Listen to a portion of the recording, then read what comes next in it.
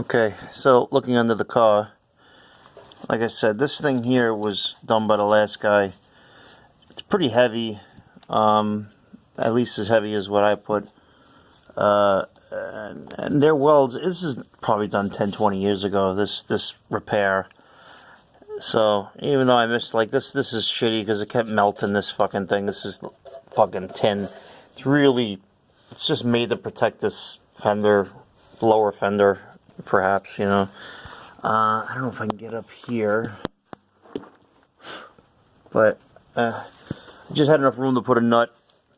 I sleeved the whole thing. Obviously, the width of the metal was not all the way, so I had to drill all the way through, and then I made a sleeve to go all the way to the sheet metal, so that it bottomed out on here, and then I put a nut. You know, this is actually a main bolt from a big block Chevy, because the bolts I bought were not long enough for this. Again, it's still very solid. I got two bolts there. I drilled a hole for this because now it's over some, and I put a drill tip screw in there. It's holding it pretty strong, and I got the other line in. I got this line, and I just got to put the rubber hose in. And like I said, it's fairly good. It's much better on the outside. It's fine. This came out so good. The metal itself, it welded together pretty well.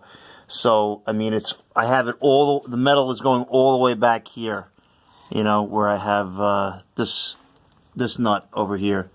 So, I have this was an original hole. I just decided to drill right through it, and I put a sleeve in it, and I bolted it, you know, like I said, you see it crushed it a little bit because of the other piece of metal here, and, you know, it's thinner. It's a thinner piece, so it probably had to squeeze it a bit.